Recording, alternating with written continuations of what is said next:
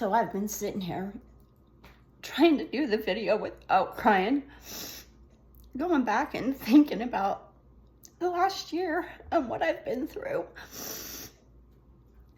How does somebody come into your life and pretend to be the love of your life? I bought into a franchise, a window franchise, that's fraud. He tried to kill me in Nashville, left me for dead in Pensacola, Florida. When we got back, I threw him out, and he wouldn't leave me alone. I was contacting his family, his daughter, everybody, tell him to leave me alone, and he wouldn't. Well, I threw him out in February, and in May, he came back. And I thought it was for his car title, and it wasn't for his car title. He invited me to go to St. George, and we were in a rental car. And on the second day, he invited me to go on an appointment, and something in my gut said, don't go.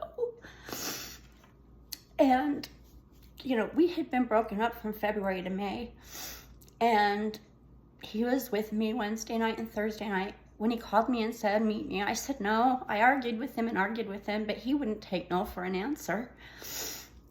So I let him back and came back from St. George, and I went to the police. And I told them everything that was going on. And I had already gone to the police about the franchise, and he told me he would investigate it, and then he would investigate attempted murder.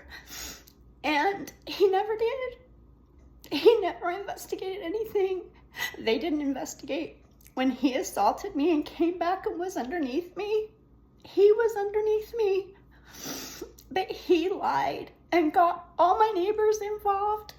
I didn't pay my rent on purpose because I wasn't safe, and I was making a point. I kept going down to them, and I said, put it in my chart. Put it in my file that I came down here. They did nothing. So when I was evicted, I went to my mom's, and I had to go to court because I missed a court date because Jared ripped it out of my notebook where I had written my court date. I missed it and ended up with a warrant for my arrest. So I had to take a plea. So I have charges because he shoplifted at a sex store toys. They weren't for me. He came in, this is so embarrassing, put them in the safe. They weren't for me.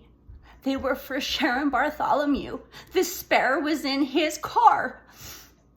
So when he was arrested and went to jail, he's like, you'll bail me out, right? Well, Sharon called me and left a voicemail, and I have it, I'll share. She blamed it on Katie. She blamed it on Carrie. Call in the cops. No, it was he shoplifted. And you know that because he called you from jail with his first call, not me. And you got the bail bondsman and you bailed him out in the morning and he came back. Now, when I got to Nashville, when Jared came back the end of October, so we met December 27th of 2021, which was supposedly the best first date ever. And he told me he was still dating a girl with 6 kids that he was trying to get rid of. And I told him if he wasn't alone, no. Well, he was with Katie Chapman, myself, Carrie Henderson Cox, messing around with, I don't know if they had sex, but Bridget Raleigh, I wouldn't be surprised. It's been sick. After May in St. George,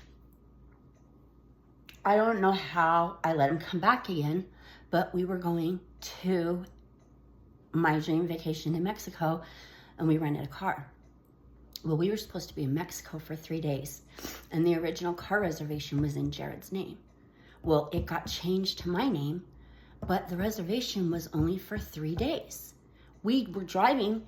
I didn't have a passport either. I was an idiot and believed him because when I lived in Southern California, you could walk over the bridge and go to Tijuana. So we were driving. I said, don't I need my birth certificate? And he's like, no. Well, somebody called St. George in 911 in St. George and fear for my life. And we were followed. Now, I'm grateful that there were drugs in the car, because if there would not have been, I wouldn't have got arrested and I would be dead.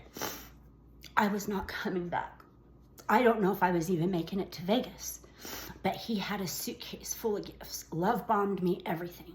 Well, when we got out of jail, he Ubered to Vegas and already had a plane ticket home, and Sharon was picking him up. But what I forgot to say was, when she called me and bailed him out, she said, we're gonna be together. And it didn't register. But I got a phone call. Jared went to work with Sharon a couple nights at the Delta Center to bartend and blamed me on getting him fired because I was texting him too much. But no, he didn't come home that night. And when we got to Nashville in February, I thought, we're here. He hasn't cheated. We're good. And what happens? We're waiting for our hotel room, and I get a text. Me and Jared hung out a couple times and had unprotected sex. And he offered me a job with your window company. I'm like, you have got to be kidding me. So that's when my posts came out, because after that, I then walked in on him texting Carrie Henderson Cox, give me another chance. I'm not with anybody. Now he wonders why I took his phone and I slammed it. I invested everything I had into this window company. And I told his family, I reached out to them through everything. And he gave me his mom's number and played this. His parents abandoned him at 15 and he's had this bad life and his mom hates him. You know what? I was trying to do everything I could to get his family back. In the end, he's like, let's get married. Let's just get married. We went to the bishop. He was supposed to be in the bishop's office. He assaulted me the next morning, but was supposed to be in the bishop's office discussing us becoming temple worthy. And I thought if we got married in the temple, his whole family would come. No, it was a joke. I got assaulted the next morning. And like an idiot, when he got out of jail, he's homeless. So I called my mom and asked my mom if she'll let him stay with her. And she said no. And I said, do it for me. And it was the biggest mistake because she did. But when he assaulted me on my birthday, I got my broken pinky. And I had already had surgery to have it straightened. But in November, before I went into the hospital and was in ICU for 3 days with hypothermia, and then went to the mental health floor, and MDMA was in my system, and I had been in my mom's apartment for over a month, hadn't left. How was that in my system? But I was missing for 4 hours. And I woke up soaking wet, freezing in like a puddle, and I was yelling for somebody to help me. And I said, will you please call an ambulance? I wasn't supposed to make it then. And I didn't realize that was an attempt on my life. I just thought that I finally had enough, because I did go into a psychosis. But you know, you go into a hospital and you're adamant that somebody's not dead. And I have to go along with their lie, because if not, they never would let me out. But this guy tortured me and tortured me with the girl in 319. I am at a loss. I lost my apartment, my contents, because I just left. I have an eviction on my record. The Clearfield police did nothing to investigate nothing. And I have the evidence of everything. I walked to the police station because I wasn't allowed to call them unless I had a picture of Jared. I do have a video of them, because I look like a peeping Tom, videoing out my window. I have a video of them when I knew he was under there. They were down on the porch. And I was sobbing when I heard Jared go, fuck. Like, I about died. Because after my surgery, I went to my mom's. And he accepted no responsibility, and I left. And that's the last time I saw him as a normal human being.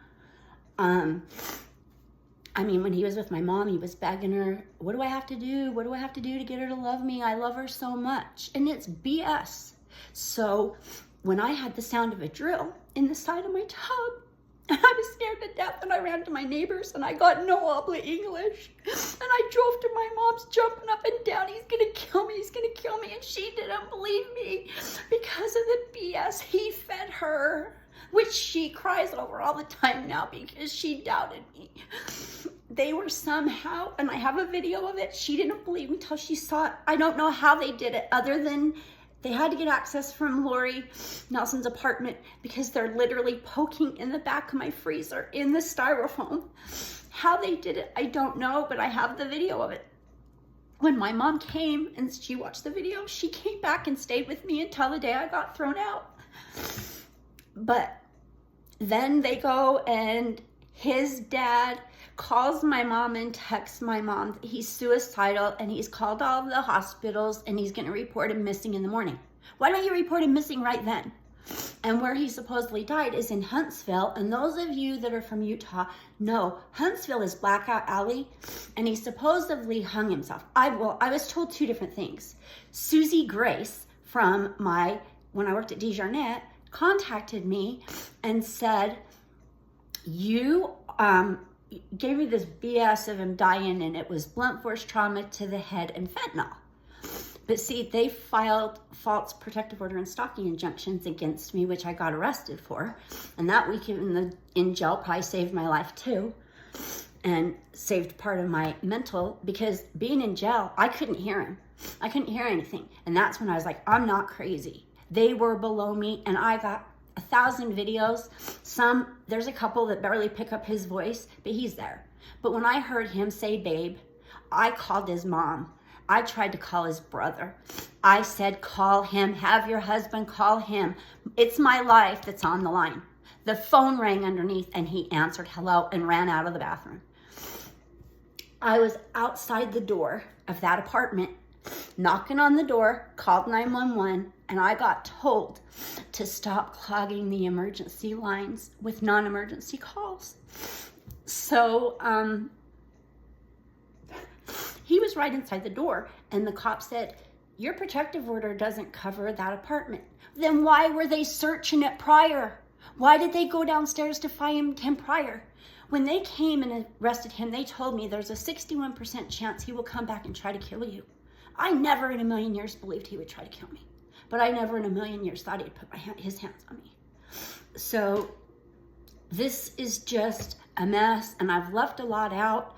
I've skipped around, but this is the gist of it.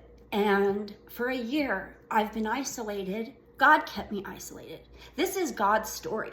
God brought me through all of this. If it weren't for him, I would not be here. Nashville, I was drugged. Then I tried to kill myself in Pensacola, and he left me there for dead. And he had our partner, Pete Colungo, pick him up at 3 o'clock in the morning. And the next morning I woke up and I Ubered myself to Alabama. And when he got done with training, he went to check into the hotel. I got not one text checking on me, not one. So when he went to check in, I was already there. So he went to the dinner, and that's when I was like, I'm not staying in this. And I pulled out of the franchise. And I did. I posted his mugshots. Probably shouldn't have, but I did, to show this is who he really is. When he told me he had been to prison, I thought everybody deserves a second chance. Come on. He made a total ass out of me. And my inheritance, I got an advance on it. And within 5 days, I heard from him. And within 5 days of that, my car that my grandpa helped me get was totaled. I was going 25 miles an hour. And I rolled. I reached for my soda, and I hit a tree and rolled at 25 miles an hour, 500 feet outside of the entrance of my apartments. Never investigated. So I deserve some justice. I deserve some justice for the crimes that he did and got arrested for, and I got drug charges for, because I had to take a plea, because I missed my court date, because he came in and ripped it out of my planner. I don't know what to do at this point, but somebody needs to help me. I deserve some justice. I deserve for these people to be held accountable. I called the funeral home. They won't call me back. Anderson & Sons is who published his obituary, and he's not dead. I don't know what name he's going by, but I know he's not dead, and there are probably 500 people that also know he's not dead. I didn't deserve this. Nobody deserves this. Nobody. praise to the Most High, I'm still here, and I will help every woman get through this like what I have.